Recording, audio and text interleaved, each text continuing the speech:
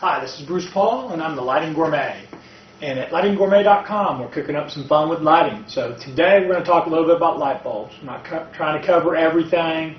We're just trying to give you a few key major points, kind of some real fundamentals about light bulbs that should help just about anybody. First thing is that this bulb right here, this is a BR bulb. Actually, this one's a BR40. You can see it's pretty big. This is the most common light bulb you find in homes right now in your recessed cans. Big bulb, right up there, and it usually comes right about to here, so it sticks out of the can just a little bit. And that is probably about one of the worst bulbs you can use. It's a very inefficient light source. So what we prefer to use in most cases, you need to make sure your can's rated for this, but is a par bulb. Most people think of them as an outside light bulb. It's not. It's also for inside lighting. Parabolic, hard lens right here. You can hit it real hard and you can't break it. That's a par bulb. This happens to be a par 40. Excuse me, a par 38. And this bulb is much shorter than the BR bulb. So it's like this. It's higher up in the can. You get better cutoff. And that gives you less glare and makes for more pleasant lighting. Regardless of the light bulb you use, if it's incandescent, you want to dim it. Okay, if it's incandescent, you want to dim it. And there's nothing greener than dimming. It's simple, it's inexpensive, and it's going to make your light bulb life expand exponentially. 2, 3, 4, 5, 6, even more times the life of the light bulb. So it's a really, really great investment. For $20 or $30 for a dimmer, you install it, and you're going to get just a huge extension in your light bulb life. Very green, because one, you don't have to buy so many light bulbs. 2, they don't have to make so many light bulbs and all the costs of making them and getting them to the store and you go and buying them. And 3, you're using less electricity as you dim. So very, very green. Consider dimming on anything incandescent. You can't dim fluorescent in all cases. In most cases you can't, but there are products like that. Okay, so we talked about the BR bulb. We talked about the PAR bulb. Now we're going to talk a little bit about some other common things.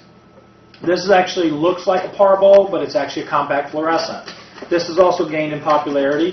It looks like a PAR, hard lens, but it's actually a compact fluorescent. Less electricity usage. In this case, this particular one is not dimmable. Okay, but still a lot less electricity than you'd normally use. About a little less than 25%, somewhere between 20 and 25% power. A spin-off of that is actually a dimmable lamp. Right here you've got a smaller BR bulb that's compact fluorescent and it's dimmable. Okay, so if it says it's dimmable, then you can dim it. This bulb is a great example of a smaller BR. It's higher up in the goes higher up in the recess, the can, if you will, and you get better cutoff. So that's something to consider as well. And then the last couple we've got here.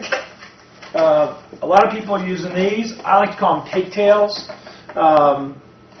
They are spirals,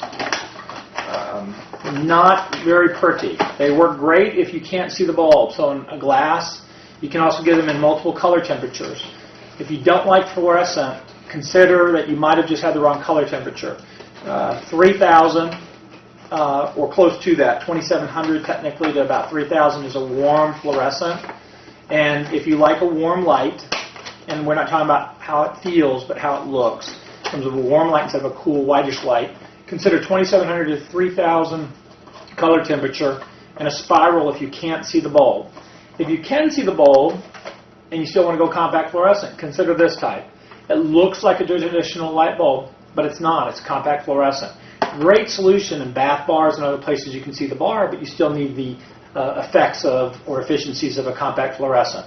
Remember, only dim a compact fluorescent if it is dimmable. Most are not. Okay, real important. Create a lot of troubles for yourself.